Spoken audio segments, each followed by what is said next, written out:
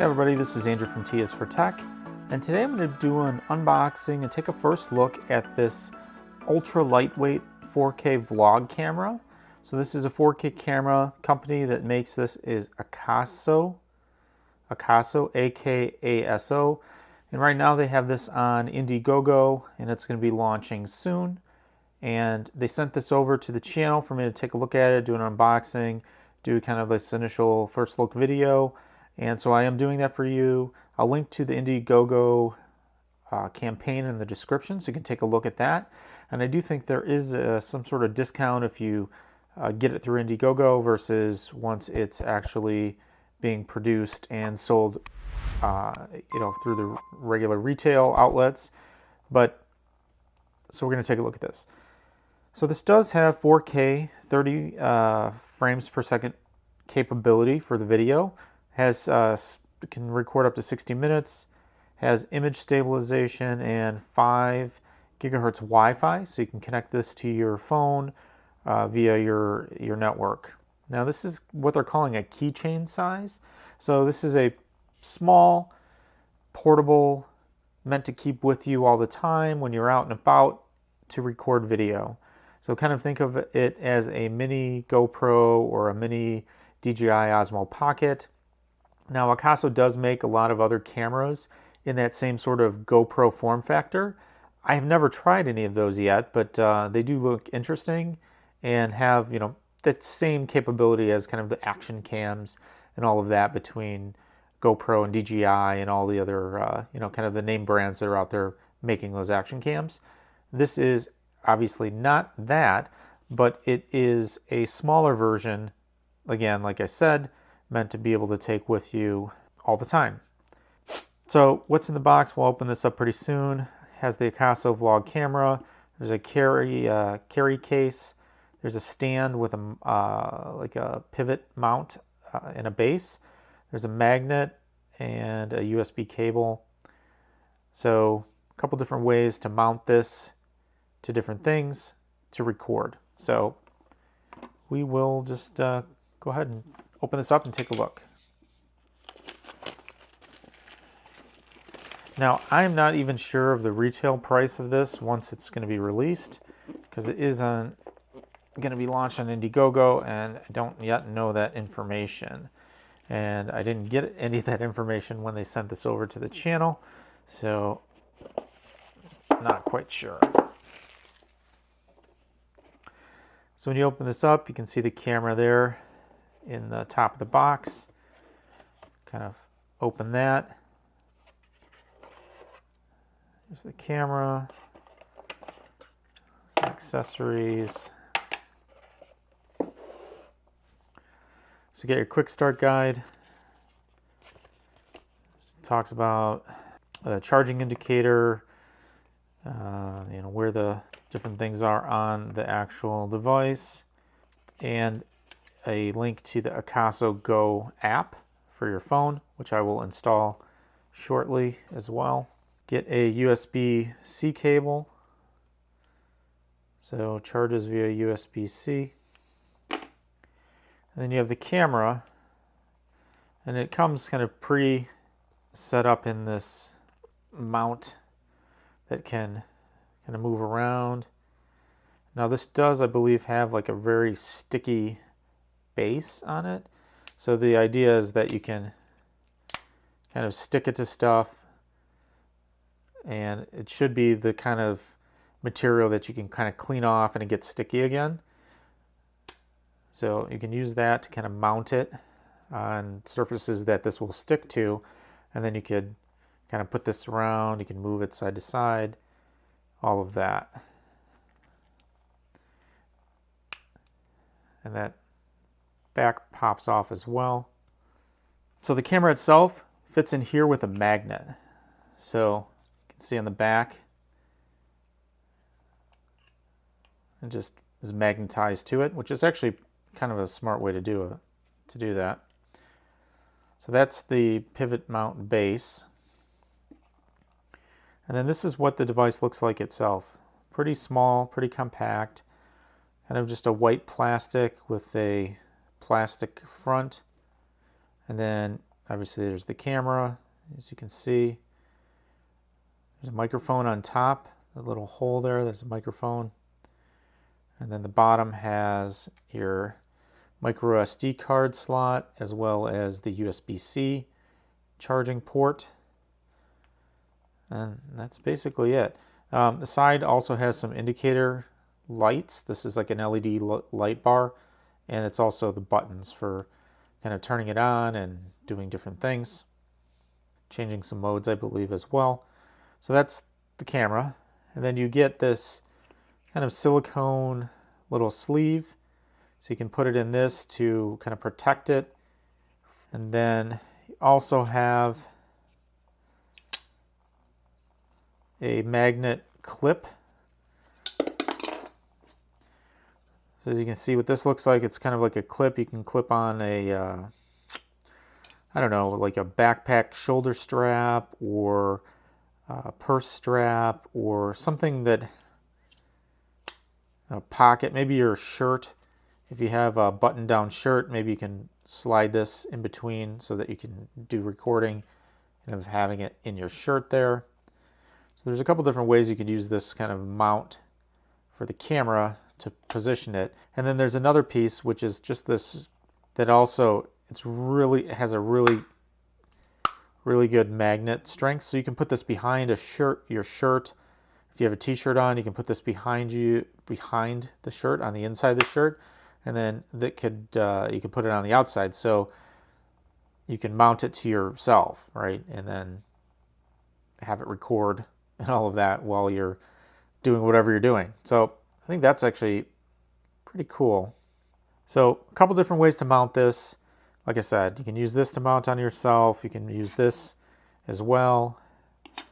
You have a little stand you can mount it in, and then you can put it in this silicone case. I guess this actually also has LED lights on it, so you can turn on kind of a light to help illuminate what you're recording. That's what all those little dots are around the lens. So it's dead at this point, so I'm going to have to charge this up before I continue the video.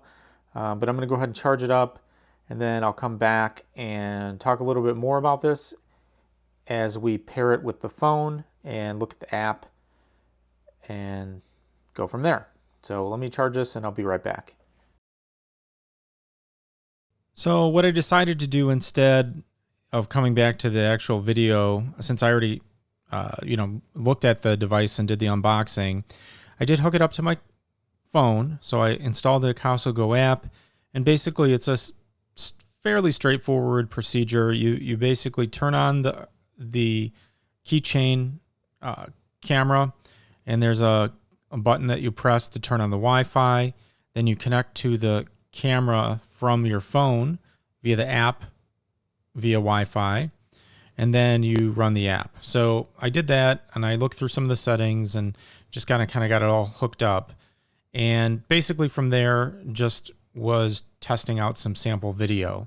So I know that this does have some other photo modes and all of that. I didn't use the photo modes that much. I did a few pictures, but I'll talk about that a little bit more towards the end.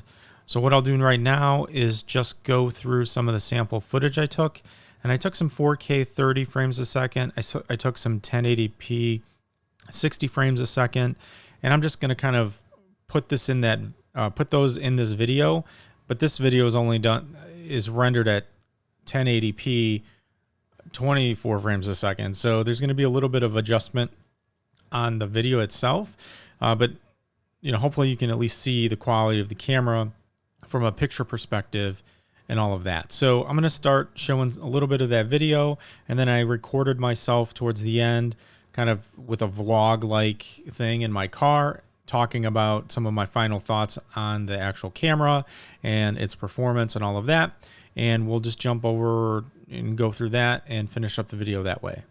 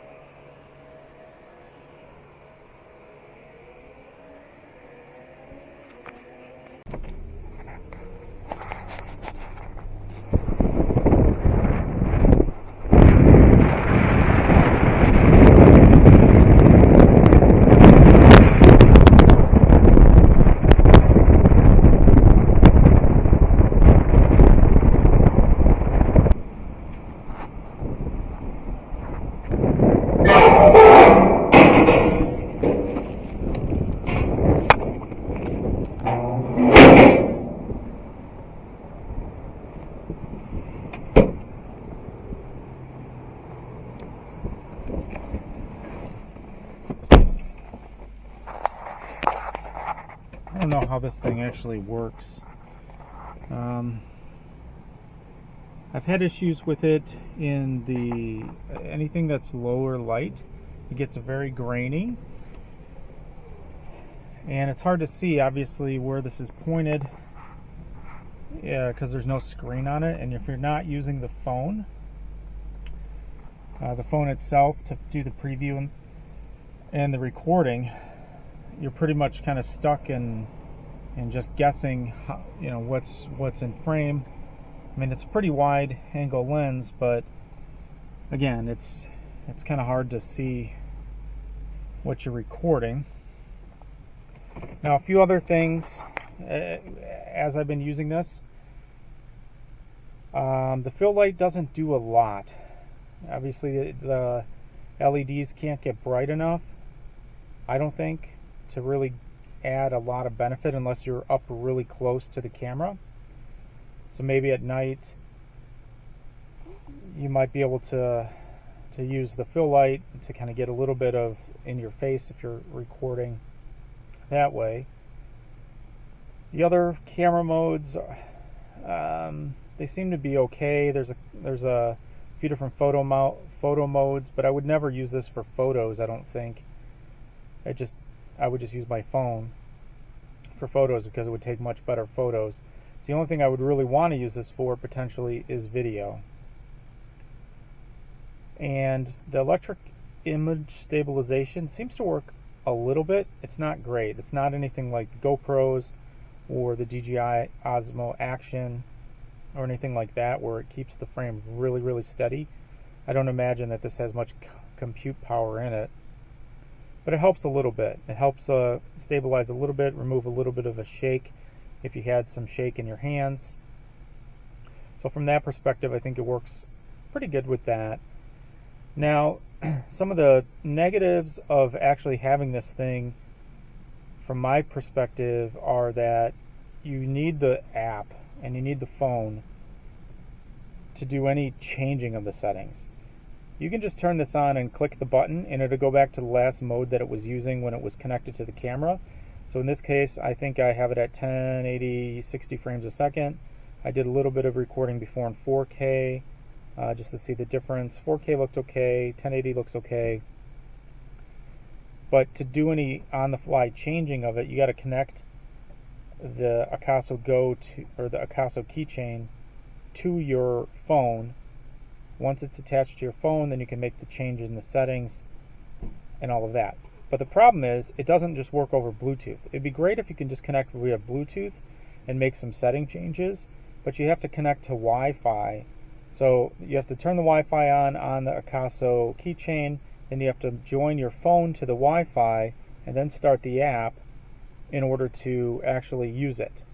Now, that's kind of sucks because, it's a pain in the butt, I think, to have to go to your phone, connect to the Wi-Fi. On Android, mine always complains and says, oh, you don't have any internet, do you really want to connect? You know what I mean? It's not a seamless experience. It'd be better if you can connect via just Bluetooth, make setting changes, maybe not preview the video or anything like that because of the, maybe it can't due to bandwidth. That's why they need the Wi-Fi in order to, preview and all of that. But just to make some setting changes, I think it'd be great if you could actually just do it via Bluetooth. So that's one thing I wish was a little bit different. And I don't think this includes Bluetooth, so I don't think it's something that they could add in the future, which kind of is a bummer. But yeah, I mean, if you're just going to use it in the sense that you have it set on a certain video mode, and then you're going out and maybe you're at your amusement park or you're out doing whatever you're doing, and you want to kind of pull this out and just turn it on really quick and record some stuff, then yeah, maybe it works fine. But if you really want to be in there changing the settings and doing all kinds of different creative stuff, it's just a real pain in the butt. I'll be honest.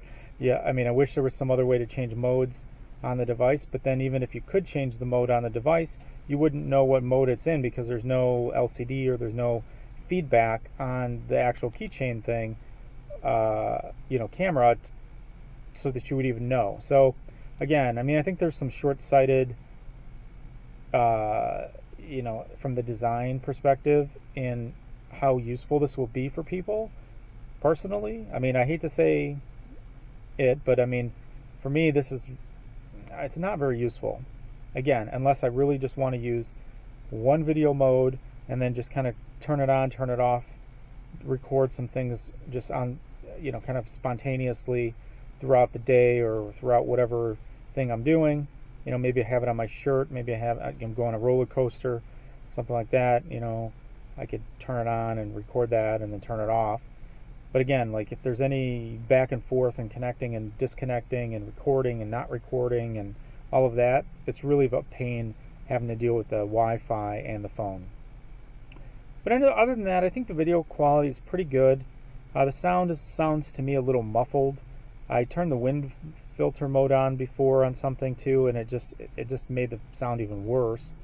But if you have it off and you're going, then you hear the buffeting kind of sound because the microphone is exposed. So, I mean, it's probably sounding okay right now because I'm in the car, and there's no wind on the camera itself. But yeah, again, I mean, it might not be the best. So, this is the end of the video. I've already probably showed a couple other pieces of video that I took, just kind of random stuff. So you can at least get a sense of what it looks like. If you have any questions, go ahead and post those below, and let me know what you think. I mean, I've seen some mixed reviews on YouTube related to this. Some people really love it. Some people are kind of like meh, about it. I'm kind of in the middle, honestly. I mean, I'm not gonna. AKASO did send this to me for free as to review, and again, I think it's a cool idea. With the little accessories you have and all of that, and the ways that you can mount this, and it's got the magnetic, the magnet on the back of the camera. I think that's all really cool stuff. There's just a little bit of a usability issue for me in that, the constant connection, the not being able to change any of the recording settings on the device itself, or via something like Bluetooth where it might be a quick connection, make some changes, be done. But again, like this whole have to turn the Wi-Fi on, have to connect the phone to the Wi-Fi, then run the app and connect the phone to the camera, it just takes too long. I don't know. For being on the go, that for me makes it a little bit more difficult. Anyways, hopefully that wasn't too long. This is Andrew from TS for Tech. Thanks for watching, and I'll see you next time.